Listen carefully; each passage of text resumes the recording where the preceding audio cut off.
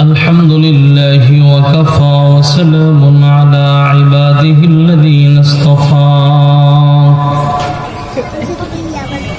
أما بعد فأعوذ بالله من الشيطان الرجيم بسم الله الرحمن الرحيم إن الذين آمنوا وعملوا الصالحات كانت لهم جنات الفردوس نزلا خالدين فيها لا يبغون عنها حولا صدق الله المولانا العظيم وصدق رسوله النبي الكريم ونحن على ذلك من الشاهدين والشاكرين والحمد لله رب العالمين قال سيدنا رسول الله صلى الله عليه وسلم لا يؤمن أحدكم حتى أكون أحب إليه من والده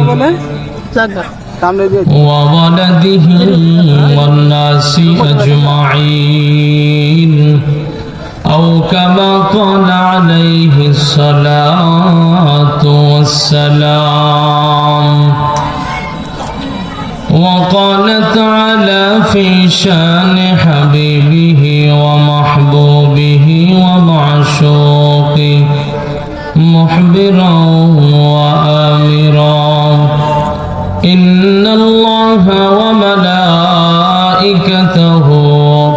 يصلون على النبي يا أيها الذين آمنوا صلوا عليه وسلموا تسليما আমরা সকলে জবান খুলে আওয়াজ করে সবচেয়ে দামি দরুদ মূল্যবান দরুদ ইব্রাহিম পাঠ করি আল্লাহুম্মা সাল্লি আলা মুহাম্মাদিন ওয়া আলা আলি মুহাম্মাদ কামা সাল্লাইতা আলা ইব্রাহিম ওয়া আলা আলি ইব্রাহিম ইন্নাকা হামিদুম মাজিদ اللهم بارك على محمد وعلى آل محمد كما باركت على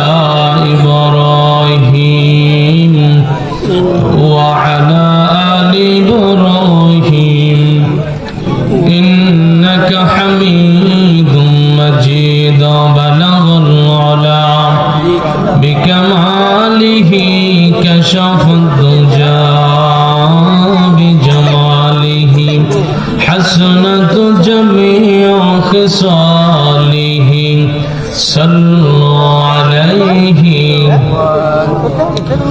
رہے میرے مسکن رہے میرے مسکن حوالی کعبہ بنے میرے مدفن دیار مدینہ بلغ العلا بکمالہ کشف الدجى بجمالہ حسنت جميع خصاله صلوا عليه وآله আলহামদুলিল্লাহ জামিয়াত মুইজউদ্দিন মাদারীনগর মাদ্রাসা মসজিদ ও আদর্শ মহিলা মাদ্রাসার উদ্যোগে আয়োজিত 2 দিন ব্যাপী 21তম বার্ষিক ওয়াজ ও দোয়ার মাহফিল আজকের দ্বিতীয় দিনে সম্মানিত সদর সভাপতি দিগরি বুজুর্গ উলামায়ে কেরাম মুরব্বিয়ানে আযম আমার সমবয়সী যুবক বন্ধুগণ স্নেহের ছোট ভাই পর্দার আড়ালে অবস্থানরত পর্দানিশীন আবেদা জাহেদা খালেসা মোমেনা আমার মা ও বোনেরা, মহান রব্বুল আলামিনের দরবারে অসংখ্য অগণিত শুকর যে আল্লাহ রব্বুল আলামিন আমাদেরকে দুনিয়াবি সমস্ত ঝামেলার থেকে ফারেক করে বহু মায়ের বহু সন্তানকে আপন হয়ে জুড়ে মিলি একই সামিয়ানার নিসি জান্নাতের বাগানি উলামায়ে কেরামের মজলিসে আল্লাহ পাকের আশিকিন জাকিরিন মুহিব্বিনদের মজলিসে যে মনিব আমাদেরকে আসার বসার তৌফিক দান করেছেন, সেই মহা মালিকের দরবারে মালিকের গোলাম হিসাবে মুসলমান হিসাবে ইমানের আওয়াজ উঁচু করে মুখ ভরে জবান খুলে সবটুকু আবেগ ও ভালোবাসাকে উজাড় করে অন্তরস্থল থেকে কালিমাতু শুকর আদায় করি পড়ি আলহামদুলিল্লাহ। লক্ষ কোটি দরুদ ও সালাম বিশ্ব মানবতার কান্নারি মুক্তির দিশারি রহমতে আলম নবী সৈয়দুল মুরসালিন খাতামুন নবিয়্যিন হযরত মুহাম্মদ মুস্তাফা সকলে পড়ি সাল্লাল্লাহু আলাইহি ওয়াসাল্লামের উপর। সর্বোপরি শুকর যে মহা মালিক আমাদেরকে মানুষ বানিয়েছেন। মুহতারাম হাজিরিন, আমি আপনাদের সামনে পবিত্র কালামে পাকের সূরা কাহাফ থেকে একটি আয়াতে কারিমা তেলাওয়াত করেছি।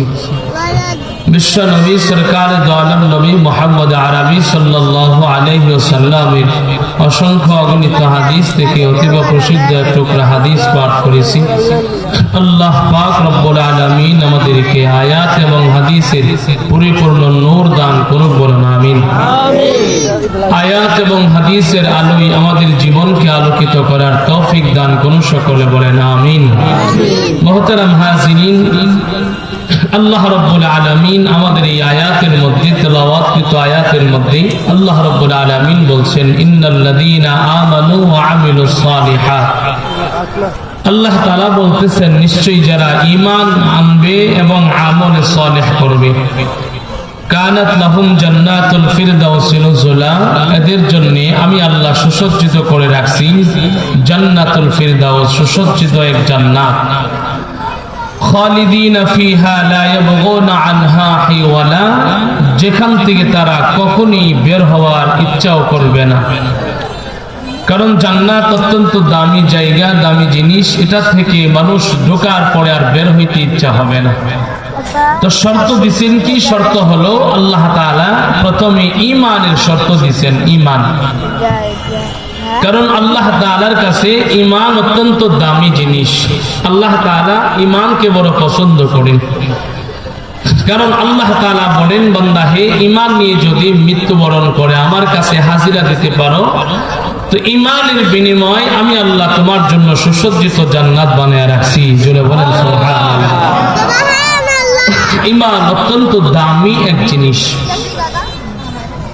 দুনিয়ার মধ্যে যত দামি সম্পদ আছে এর মধ্যে সবচেয়ে দামি সম্পদের নাম হলো ঈমান। এমনকি জীবনের থেকেও বেশি দামি হলো ঈমান। জীবনের থেকেও বেশি দামি এই জিনিসটার নাম কি? ঈমান। ঈমান। কারণ জীবন চলে গেলে আবার জীবন ফিরে পাওয়া যায়, ঈমান চলে গেলে আর ঈমান ফিরে পাওয়া যায় না। কোন মানুষ যদি ইন্তেকাল করলো, জীবন শেষ হয়ে গেল, আল্লাহ তাআলা আবার ইসরাফিল সিংহায় ফুৎকার দেওয়ার পরে এই মানুষটাকে আবার জীবিত করবেন, জিন্দা করবেন। কিন্তু কোন মানুষ ঈমান হারা হয়ে মৃত্যুবরণ করলো, সে আর কখনো কোনোদিন আর ঈমান ফিরে পাবে। এজন্য ঈমানের দাম কম না বেশি? ঈমানের দাম ছিল যে সাহাবায়ে কেরাম জীবনের চাইতেও বেশি দাম দিয়েছেন, বেশি প্রাধান্য দিয়েছেন ঈমানের। জীবন চলে যাক কিন্তু ঈমান হারা হওয়া যাবে না। যেমন আল্লাহ রাসূল সাল্লাল্লাহু আলাইহি ওয়াসাল্লাম, আমার ভাইয়েরা, ঈমানের জন্য আল্লাহর হাবিব সাল্লাল্লাহু আলাইহি ওয়াসাল্লাম যখন সাহাবায়ে কেরামদেরকে বলছেন, সাহাবীরা ঈমানের প্রতিযোগিতা করো, ঈমানের পরীক্ষা দাও। তো কিভাবে ঈমানের পরীক্ষা? মসজিদে নববীর মধ্যে সকল সাহাবীদেরকে আল্লাহর হাবিব সাল্লাল্লাহু আলাইহি ওয়াসাল্লাম বসে সাহাবীদেরকে বলতেছেন, তোমাদেরকে যুদ্ধের ময়দানে যাইতে হবে। যুদ্ধের ময়দানে যাওয়া এটা স্বাভাবিক কিন্তু কথা না। যুদ্ধের ময়দান এমন না যে এটা খেলার ময়দান, গেলাম খেললাম চলে আসলাম, এমন না। যুদ্ধের ময়দান মানে জীবন মরণের লড়াই, ঠিক না? আমি ঠিক, জীবন মরণের লড়াই। আমি ফিরে আসতেও পারি, ফিরে নাও আসতে পারি, আমার ওখানে আমার শহীদ হতেও পারি, শাহাদাত আমার জন্য অনিবার্য হতেও পারে। মানুষ যাবে নিশ্চিত, কিন্তু আশাটা নিশ্চিত না। আল্লাহর হাবিব সাল্লাল্লাহু আলাইহি ওয়াসাল্লাম এমন এক যুদ্ধের জন্য তশকিল করতেছেন, যে যুদ্ধটা তদানীন্তন সময় বিশ্বের সবচেয়ে বড় সুপার পাওয়ার যে রোম, এই সুপার পাওয়ার রোমের বিরুদ্ধে যুদ্ধ ঘোষণা করছেন।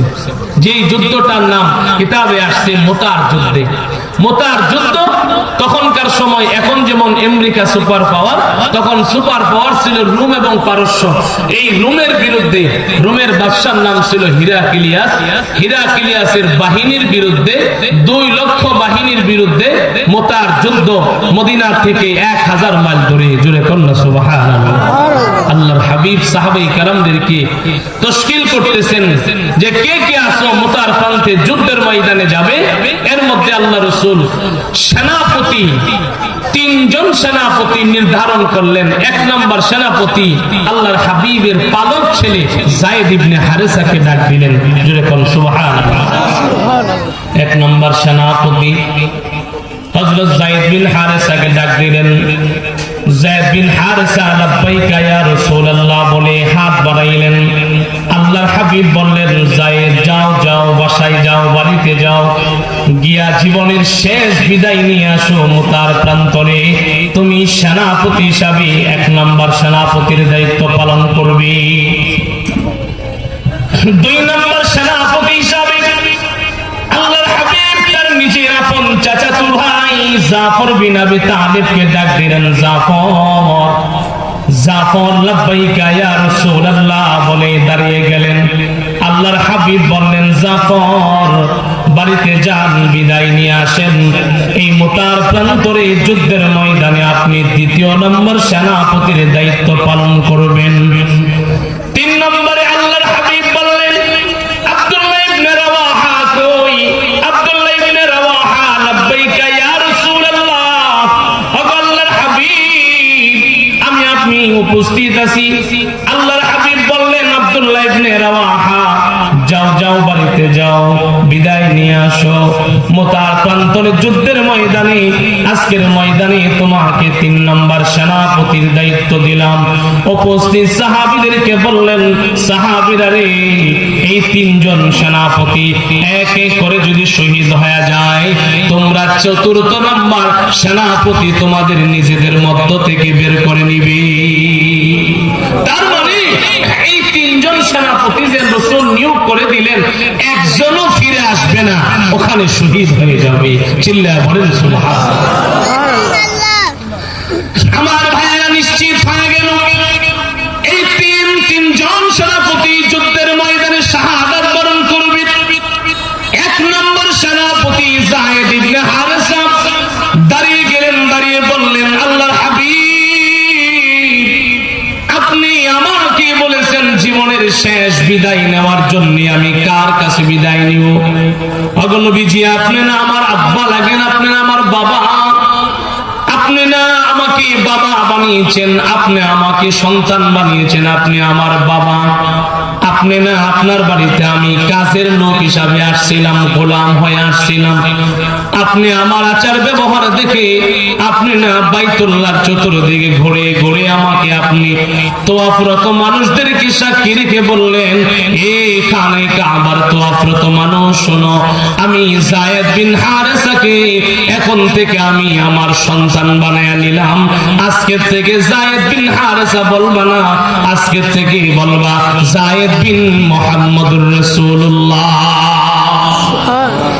আল্লাহর হাবিব আপনি আমার বাবা, আর আপনি আমাকে হুকুম করেছেন পিছনে ঘরে থেকে আমার আম্মা জান হযরতে আয়েশা সিদ্দিকা শুনেছেন। আপনি আমার বাবা, আপনি আমাকে অর্ডার করলেন, আর পিছন দিক থেকে আমার আম্মা জান শুনেছেন। আমার আর বিদায় নেওয়ার দরকার নাই, আমি প্রস্তুত আছি গো নবী। আমাকে আপনি বিদায় দিয়েছেন, আর কারো কাছ থেকে বিদায় নেওয়া লাগবে না। আমার ভাইয়েরা, 2 নম্বর সেনাপতি জাফর বিন আবি তালেব, উনি দৌড়ে বাড়িতে গেলেন। বাড়িতে গিয়ে দেখেন দরজা বন্ধ। ঘরের দরজার মধ্যে আঘাত করলেন, করাঘাত করলেন। আঘাত করার পরে ভিতর থেকে দরজা খুলে দেওয়া হলো। হযরত জাফর বিন আবি তালেবের স্ত্রী সালাম দিলেন, আসসালামু আলাইকুম ওয়া রাহমাতুল্লাহ। ওয়া আলাইকুম আসসালাম। আপনি একটু বসেন, আমি আপনার জন্য ভালো ভালো খাবার রান্না করতেছি। আপনি শাম দেশ থেকে অনেক বড় সফর করে আসলেন, কোথায় রাস্তায় কি খেয়েছেন আমার জানা নাই। আমি খাবার রান্না করে রেডি করে প্রস্তুত করে আপনার জন্য নিয়ে আসবো। এই মুহূর্তে আপনার সামনে খাবার আসবে, আপনি খানা খান। আপনার সন্তানগুলো আপনার জন্য অপেক্ষা করতেছি। জাফর বিন আবি তালেব ডাক দিয়া কয়, বিবি আমার জন্য আর ভালো খাবারের ব্যবস্থা করতে হবে না, খাবার খাবার আমার সময় নাই। আল্লাহর হাবিব মোতার প্রান্তরে যুদ্ধের ময়দানে আমাকে 2 নম্বর সেনাপতির দায়িত্ব দিয়েছে। আল্লাহু আকবার বলেন। আমার ভাইয়েরা, জাফর বিন আবি তালেবের বিবি ডাক দিয়া কই, স্বামী হে, আপনি যুদ্ধের ময়দানে যাবেন, অসুবিধা নাই, আমি আপনাকে বিদায় দিব। আল্লাহর হাবিব যেই জায়গায় হুকুম করেছেন, আটকে রাখার কোনো সুযোগ আমার কাছে নাই, কোনো অপশন নাই। তবে দাঁড়ান, আমি আপনার জন্য একটু দোয়া করে দেই। জাফর বিন আবি তালেব ভাবলেন, আমি যেহেতু যুদ্ধের ময়দানে যাব, জীবনের শেষ যুদ্ধ, জীবনের শেষ বিদায়, আমার প্রাণের বিবি যদি আমার জন্য একটু দোয়া করে দেয়, এটাই তো আমার জন্য বড় ভালো হয়। জাফর বিন আবি তালেব ডাক দিয়া কই, বিবি হাত, ঠিক আছে, আমার জন্য একটু দোয়া করে দাও। জাফর বিন আবি তালেবের বিবি 2টা হাত আসমানের দিকে উঠায়া দোয়া করে, ইয়া রব্বুল আলামিন, ও মালিক, আমার জাফরকে আমি আপনার রাস্তায় যুদ্ধের ময়দানে বিদায় দিলাম। আমার জাফর বিন আবি তালেবকে আপনি গাজী বানায়া এই যুদ্ধের ময়দান থেকে আবার আমাদের কাছে ফিরিয়ে দিবেন। জাফর বিন আবি তালেব খাপ থেকে তলোয়ার বের করলেন। তলোয়ার বের করে তলোয়ারের উল্টা দিক দিয়া বিবির হাতের মধ্যে মৃদু আঘাত করলেন, আর বললেন, বিবি হে, উল্টা দোয়া করো না, উল্টা দোয়া করো না, তোমার দোয়া কবুল হবে না, তোমার দোয়া আসমানে উঠবে না গো বিবি। কারণ হলো সরকারে দো আলম নবী আমার জন্য, আমার জন্য, শাহাদাতের জন্য আল্লাহর হাবিবের জবান থেকে বের হয়ে গেছে। কারণ আমার আগেও সেনাপতি আছে, আমার পরেও সেনাপতি আছে, তাই নির্ঘাত আমার শাহাদাত অনিবার্য। হে বিবি, তোমার দোয়া কবুল হবে না, এমন দোয়া করো না, বরঞ্চ দোয়া করো জান্নাতের সিঁড়িতে যেন তোমার আমার সাক্ষাৎ হয়। আমার ভাইয়েরা, এই কথা বলে জাফর বিন আবি তালেব আমার ভাইয়েরা যুদ্ধের প্রস্তুতি নিয়ে মসজিদে নববীর মধ্যে হাজির হয়ে গেছে। 3 নম্বর সেনাপতি আব্দুল্লাহ ইবনে রাওয়াহা, উনি দৌড়ে গেলেন বাড়িতে। কিতাবের ভিতরে লেখে, আব্দুল্লাহ ইবনে রাওয়াহা সবে মাত্র বিয়ে করেছিলেন, বাসর এখনো হয় নাই, মাত্র সকালবেলা বিয়ে হয়েছে। বিয়ের পরেই আল্লাহর হাবিবের দরবারে গিয়েছিলেন। আল্লাহ রাসূল আব্দুল্লাহ ইবনে রাওয়াহাকে ওই সময় যুদ্ধের ময়দানে 3 নম্বর সেনাপতির নিযুক্ত করলেন। আব্দুল্লাহ ইবনে রাওয়াহা এখনো পর্যন্ত স্ত্রীর চেহারার দিকে তাকিয়ে ভালো করে স্ত্রীকে দেখে নাই, স্ত্রীর শরীরে স্পর্শ করে নাই, এখনো বাসর হয় নাই। আব্দুল্লাহ ইবনে রাওয়াহা বাড়িতে দৌড়ে আসলেন। দৌড়ে এসে দেখলেন স্ত্রী ঘরের ভিতরে কোরআন তেলাওয়াত করে। আল্লাহু আকবার বলেন। স্ত্রী ঘরের ভিতরে কোরআন তেলাওয়াত করে, নববধূ কোরআন তেলাওয়াত করে, মাত্র নতুন স্বামীর করে আসছে, স্বামীর জন্য অপেক্ষা করে, আর আল্লাহ পাকের কালাম কোরআন তেলাওয়াত করে আব্দুল্লাহ ইবনে রাওয়াহা আস্তে করে সালাম দিয়া দিলেন। সালামের জবাবে বিবি ওয়া আলাইকুম আসসালাম বললেন।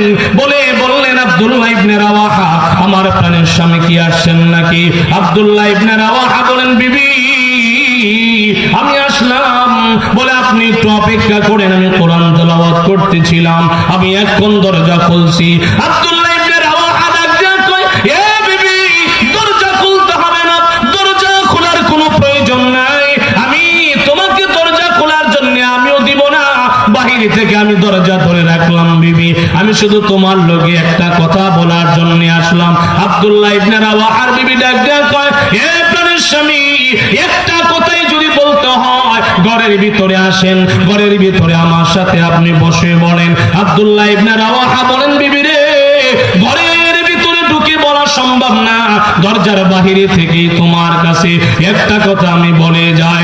আব্দুল্লাহ ইবনে রাওয়াহা বলেন, বিবি আল্লাহর হাবিব মুতার প্রান্তরে যুদ্ধের ময়দানে আমাকে 3 নম্বর সেনাপতির দায়িত্ব দিয়া পাঠাইলেন। আল্লাহর হাবিব বলেছেন, নির্ঘাত ওই ময়দানে আমি শাহাদাত বরণ করব, আমার পরে যেন চতুর্থ সেনাপতি তারা বানায় আনে।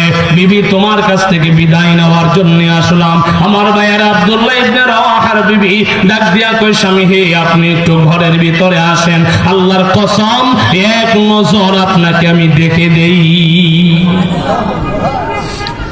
আব্দুল্লাহ ইবনে রাওয়াহা ডাক দিয়া কই, বিবি আমার এক নজর দেখা লাগবে না, লাগবে না।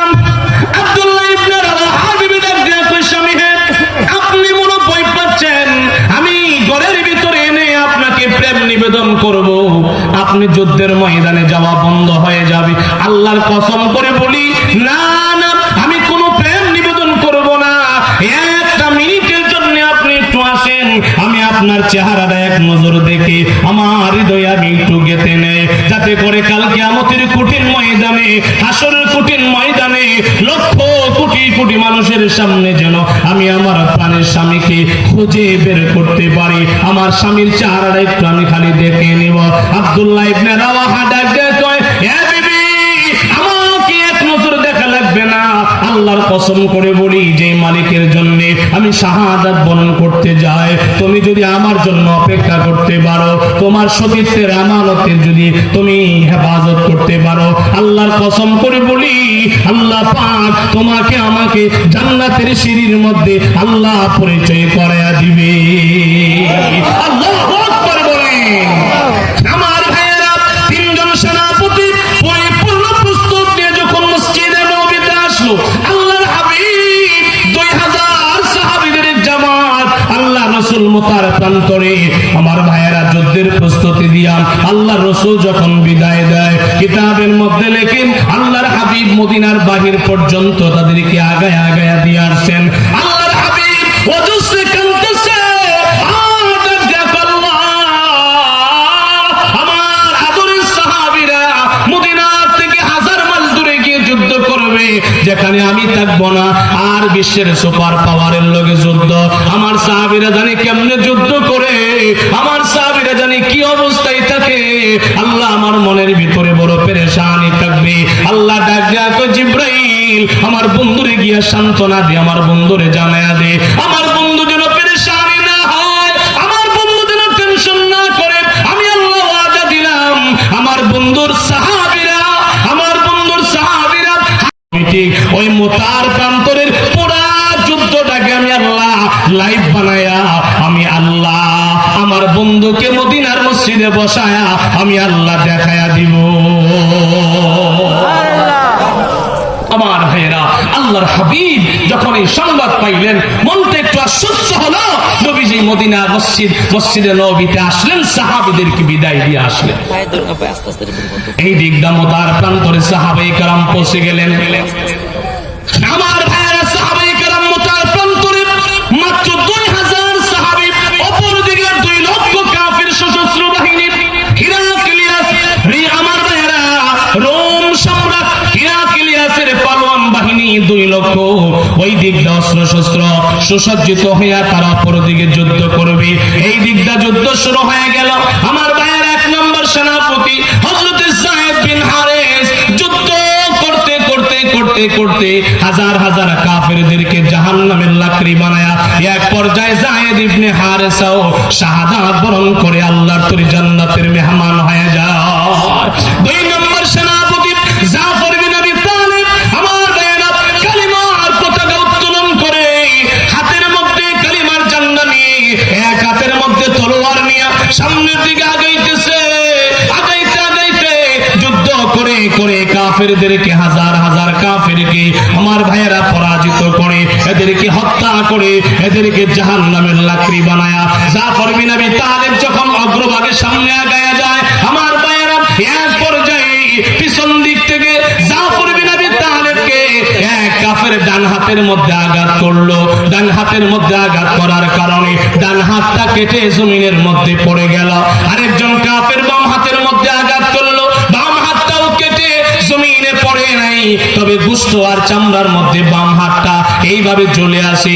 জাফর বিন আবি তালেব এই ঝুলন্ত হাত নিয়ে সামনে আগাইতে বড় কষ্ট হয়। জাফর বিন আবি তালেব বাম হাতটাকে জমিনের মধ্যে রাইখা পা দিয়া পাড়া দিয়া ধইরা এমন ভাবে জোরে একটা টান দিছে, এক টানে হাতটা ছিঁড়ে জমিনের মধ্যে পড়ে গেছে। জাফর বিন আবি তালেব হাতের দিকে তাকায় বললেন, হাত এই জমিনের মধ্যে তোমারে জুদা করে গেলাম, আল্লাহর কসম আল্লাহর জান্নাতে তোমাকে নিয়ে জান্নাতবাসী হব। আমার ভাইয়েরা জাফর বিন আবি তালেব দুইটা হাত কর্তন হয়ে গেল, তারপরেও আমার ভাইয়েরা কালিমার ঝান্ডা মুখে কামড় দিয়ে উত্তোলন করে রাখছে, তারপরও কালিমার পতাকা জমিনে পড়তে দেয় নাই। সামনের দিকে আগাইতে আগাইতে সাহাবায়ে কেরাম যুদ্ধ করতেছেন। এক পর্যায়ে জাফর বিন আবি তালেবের গর্দানের মধ্যে একজন কাফের আঘাত করে, গর্দানে আঘাত করার কারণে দেহ থেকে মাথাটা বিচ্ছিন্ন হয়ে জমিনে পড়ে গেল। আব্দুল্লাহ ইবনে রাওয়াহা 3 নম্বর সেনাপতি পিছন দিক থেকে তাকায়া হঠাৎ করে অবাক হয়ে গেলেন। এতক্ষণ কালিমার পতাকা উত্তোলন ছিল, এখন দিয়ে কালিমার পতাকা ডাউন, কালিমার পতাকা একটু নিচে নেমে গেল। ব্যাপার কি? জাফর বিন আবি তালেব কি তাইলে শহীদ হয়ে গেল? আব্দুল্লাহ ইবনে রাওয়াহা দৌড়ে সামনে আগাইলেন। জাফর বিন আবি তালেবের কাছে এসে তাকায়া দেখলেন দেহ থেকে মাথাটা বিচ্ছিন্ন হয়ে গেছে, দুইটা হাত দুই দিকে পড়ে আছে। হযরতে আব্দুল্লাহ ইবনে রাওয়াহা কালিমার পতাকার মধ্যে হাত দিলেন, হাত দিয়া টান দেয়, পতাকার সাথে জাফরের মাথাও চলে আসে। জাফর যে পতাকার মধ্যে কামড়ে ধরেছে, ওই কামড় ছাড়ে না, জাফরের মাথা সহ চলে আসে। আব্দুল্লাহ ইবনে রাওয়াহা তখন ওই জায়গার মধ্যে ডাক দিয়া কয়, এ নবীর 2 নম্বর সেনাপতি জাফর বিন আবি তালেব, শোনেন, আপনি মনে করেছেন কালিমার পতাকা কোন কাফের টানতেছে? না না, কাফের টানে না, আল্লাহ রাসূলের স্বঘোষিত 3 নম্বর সেনাপতি আব্দুল্লাহ ইবনে রাওয়াহা আমি টানতেছি। আপনি কামড় ছেড়ে দেন, কামড় ছেড়ে দেন, আপনি কামড় ছেড়ে দেন, আমি যুদ্ধে আরো বাকি আছে, যুদ্ধ সম্পন্ন করা লাগবে। আব্দুল্লাহ ইবনে রাওয়াহা ডাক দিয়া কো, দুনিয়ার মানুষ, আল্লাহর কসম করে বলি, যখন আমি এই কথা বললাম জাফর বিন আবি তালেবের কাটা মাথা কামড়ানো এই লাঠির মধ্যে ধরা কামড়টা আস্তে করে ছেড়ে দিছে, আমি লাঠি, আমি কালিমার পতাকা আমার হাতের মধ্যে নিলাম। বুঝতে বাকি রইল না, আল্লাহর জন্য যুদ্ধের ময়দানে যারা শহীদ হয়ে যায়, শাহাদাত বরণ করে, ওরা মরে না, ওরা মরে না। আল্লাহ নিজে কয়, লা তাকুলু লিমান ইউকতালু ফি সাবিলিল্লাহি আমওয়াত। আল্লাহু আকবার বলেন। আল্লাহ পাক নিজে বলেন, আমার আগে যারা যুদ্ধ করে শহীদ হয় তোমরা তাদেরকে মৃত বলিও না, ওরা মরে না, ওরা মরে না, ওরা জিন্দা, ওরা জিন্দা মাত্র পর্দা বরণ করে। আমার ভাইয়ারা আব্দুল্লাহ ইবনে রাওয়াহা উনি যুদ্ধ শুরু করলেন। আল্লাহর হাবিব বলেন, আমার জাফর বিন আবি তালেব যে 2টা হাত কর্তন হয়ে গেছে, এর জন্য আমার মনটা ভেঙে গেল, আমার অনেকটা কষ্ট হয়ে গেল। আমি মসজিদে নববীতে থাইকা থাইকা সব দেখতেছি। আল্লাহ পাক আমাকে সান্ত্বনা দেওয়ার জন্য আবারও জিবরাইলকে পাঠিয়ে দিলেন। জিবরাইল ঈসা আমার কাছে এসে বললেন, ইয়া রাসূলুল্লাহ, টেনশন করার দরকার নাই, আল্লাহ পাক জানায় দিয়েছেন আপনার চাচাতো ভাই জাফর বিন আবি তালেবের মোতার প্রান্তরে 2টা হাত যদিও কর্তন হয়ে পড়ে গেল, 2টা হাত যেহেতু দেহ থেকে বিচ্ছিন্ন হয়ে গেল, আল্লাহ তাআলা বলেছেন, ওয়াদা দিয়েছেন আপনার ভাই জাফর বিন আবি তালেবকে আল্লাহ পাক জান্নাতের মধ্যে 2টা সবুজ নুরানি পাখা দিবেন, যে পাখার মধ্যে বর করে করে জাফর বিন আবি তালেব জান্নাতটা ঘুরে ঘুরে উড়ে বেড়াবে। আল্লাহু আকবার বলেন। আমার ভাইয়ের আব্দুল্লাহ ইবনে রাওয়াহা 3 নম্বর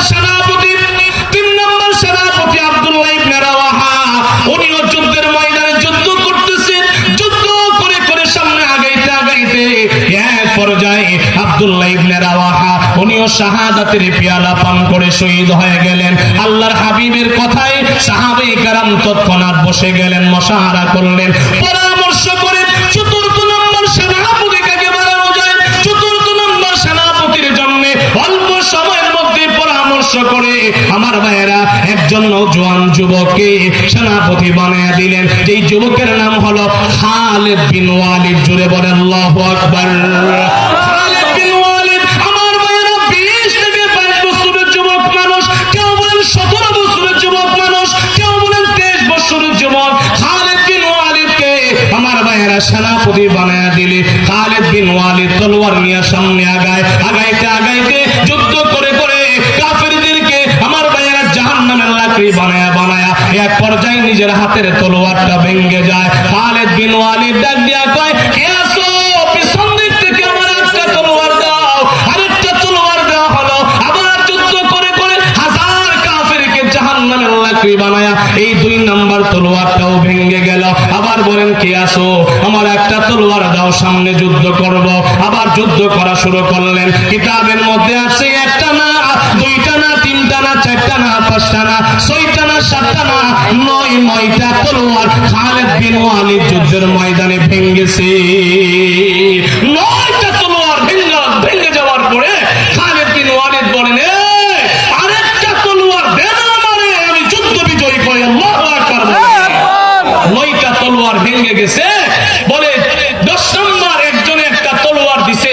এই তলোয়ার নিয়ে সামনে গিয়া বাকি কাফেরদেরকে কর্তন করে বাকিগুলা পলায়ন করে যুদ্ধের ময়দানে মুসলমানদের বিজয় অর্জন চলে আসলো। মুসলমান বিজয় হয়ে গেল। কিতাবে লেখে খালিদ বিন ওয়ালিদের তলোয়ারের আঘাতে কাফেরদের রক্ত আর চর্বি, তলোয়ার মোটা হয়ে গেছিল, দাঁড়ানো জায়গা মোটা হয়ে গেছিল।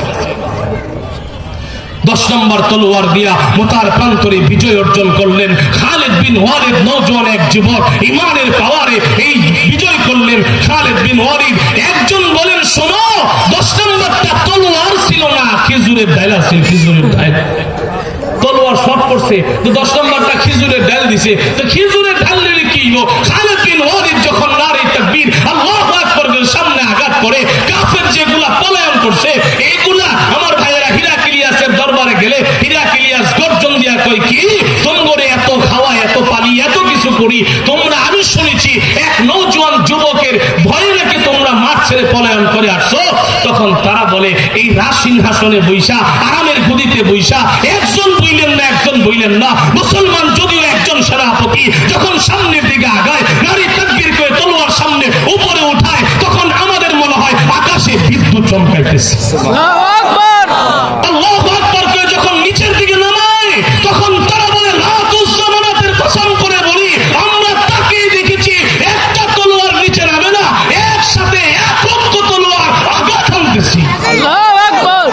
খালিদ বিন ওয়ালিদকে একজন বলবেন না, একজন বলবেন না, বলে তার ইমানের পাওয়ার আছে। কারণ ইমানের পাওয়ার যার ভিতরে থাকবে, জিন্দা, বেঈমান হলো মুর্দা। এই আমরা জিন্দা, মুসলমান ইমানদার, আমরা জিন্দা, আমাদের কোনো ভয় নাই। আমাদের উত্তরসূরি ছিলেন সেই খালিদ বিন ওয়ালিদ, আমাদের উত্তর ছিলেন সেই মুহাম্মদ বিন কাসেম, আমাদের উত্তরসূরি ছিলেন সেই সালাউদ্দিন আইয়ুবী। তাদের উত্তরসূরি হয়ে আজকে আমরা কাফেরদের ভয়ে ঘরে পলায়ন করি। বরং নারী তাকবীর আল্লাহু আকবার স্লোগান দিয়া যদি মাঠের সামনে আগায়, আল্লাহর কসম করে বলি, এখনো ইমানে ভয়ে বলিয়ান হয়ে সামনে আগাইলে কাফেররা পলায়ন করার রাস্তা পাবে না, রাস্তা পাবে না, রাস্তা পাবে না। ঠিক না ঠিক বলে? ইমান যদি মজবুত হয় সামনে আগানো যায়, ইমান যদি দুর্বল হয় পিছনে হটা যায়। ইমান মজবুত করতে হবে। আল্লাহ কয়, ইমান মজবুত কর, আমল সুন্দর কর, ওয়াদা দিলাম জান্নাত তোর জন্য বাজেট করে রাখলাম। সুবহানাল্লাহ। পারবেন তো ইনশাআল্লাহ? ইনশাআল্লাহ। ইমান মজবুত করতে পারবেন তো ইনশাআল্লাহ? আমল সুন্দর করতে পারবেন তো ইনশাআল্লাহ? আল্লাহ তুমি সবাইকে কবুল করে বলেন আমিন। আর জোরে বলেন আমিন। ওয়া আখিরু দাওয়ানা আলহামদুলিল্লাহ।